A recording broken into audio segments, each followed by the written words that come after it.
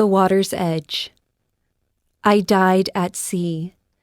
The ship that was supposed to be taking me home capsized and sank just a few miles offshore from our small fishing village.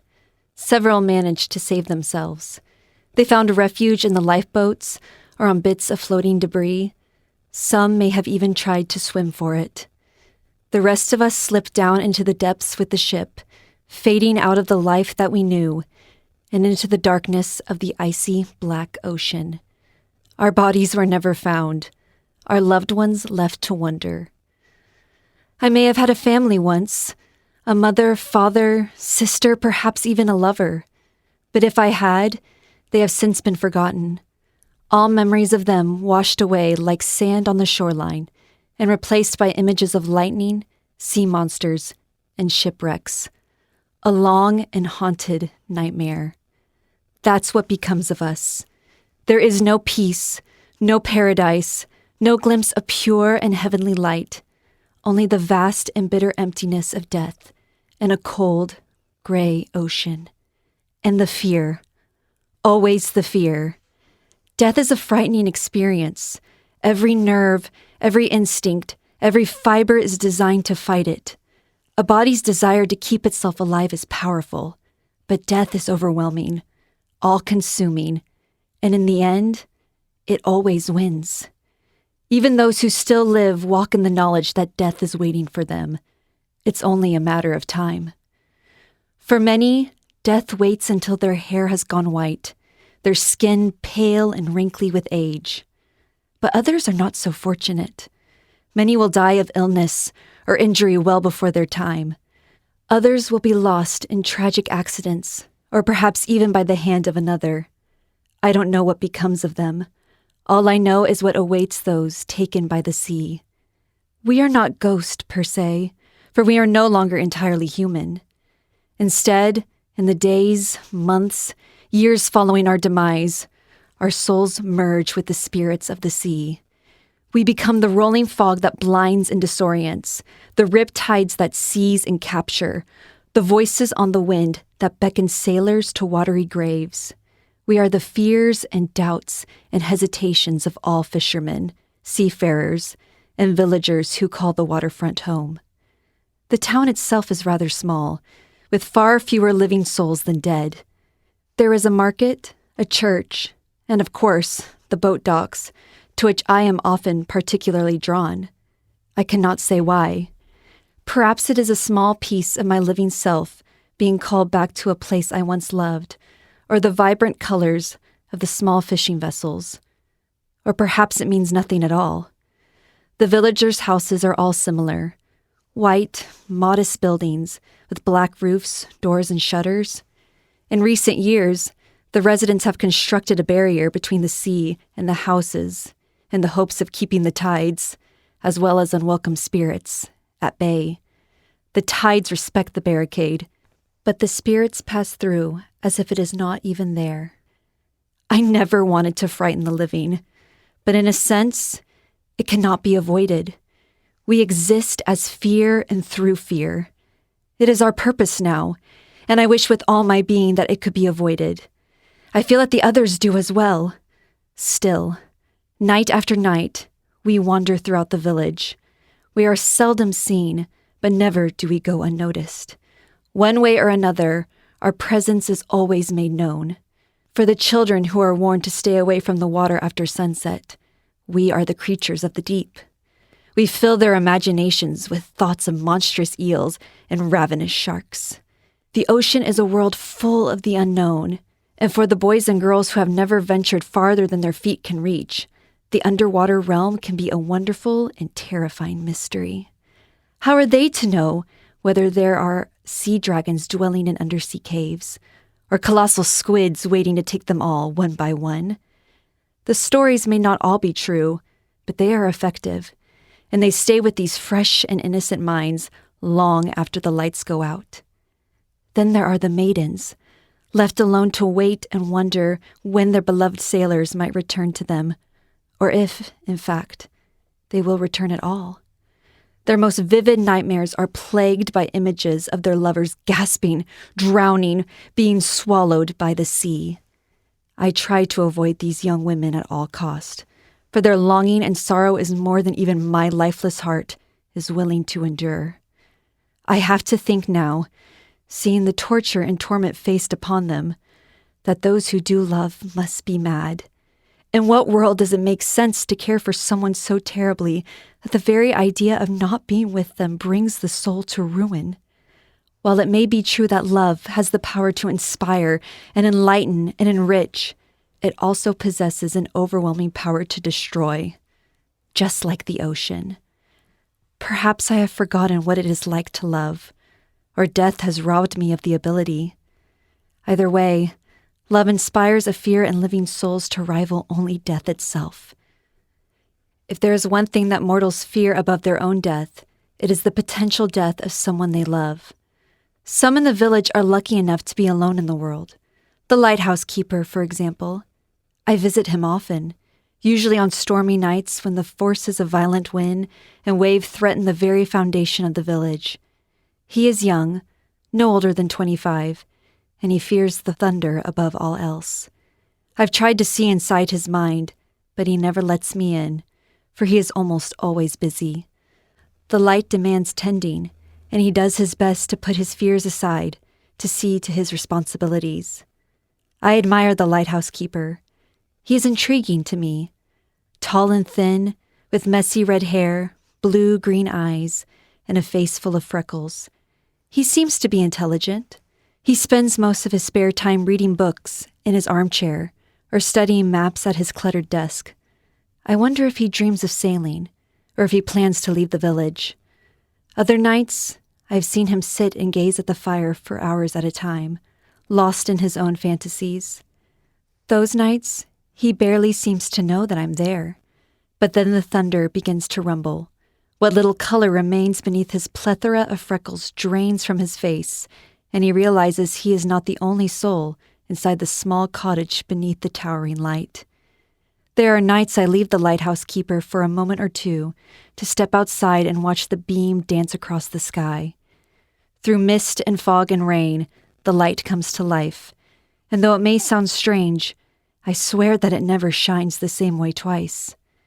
Like the sea itself, the light from the lighthouse is constantly changing, shifting. Perhaps it has a spirit all its own. If it does, I hope it is kinder than what I have become.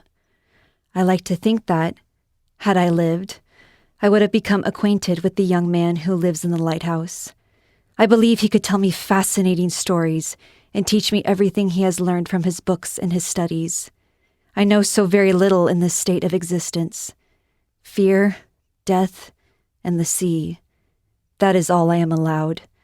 But what of the world I used to know? The world that the living so easily take for granted. Sometimes I glance over the lighthouse keeper's shoulder at his maps and pictures.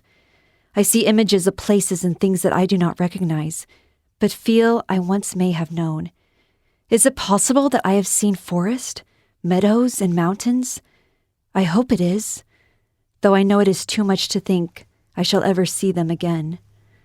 On calmer nights, I go to see the harbor master and his wife. They are a humble and sincere couple with no children, but they are beloved by the community.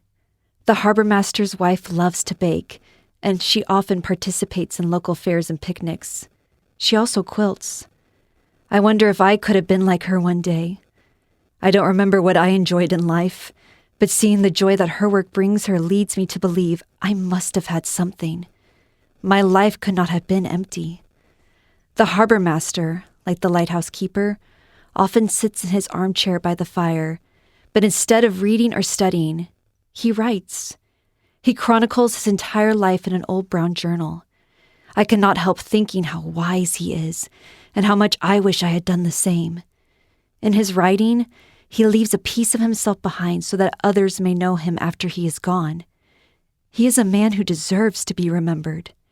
He spends so much of his time ensuring the safety of all who venture out to sea, and yet he asks for nothing in return. He is a good and selfless man, one who cherishes life more than anyone I've encountered in the village.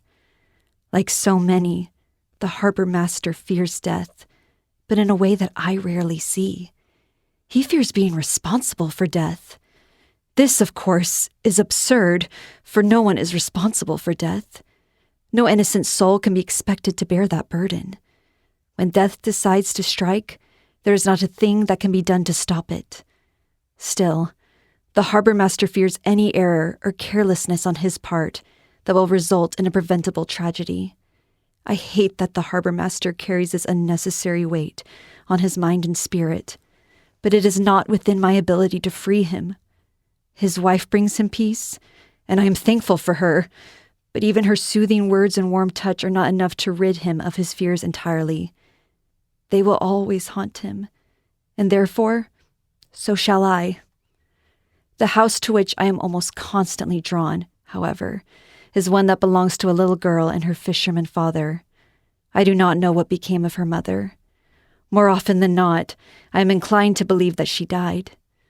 But then there are nights, after the little girl has fallen asleep, that her father will sit at his bedroom window and stare out at the sea as though he is waiting for something or someone. I wonder if he is watching for sails to appear on the horizon, for the ship that will finally bring his love home to him.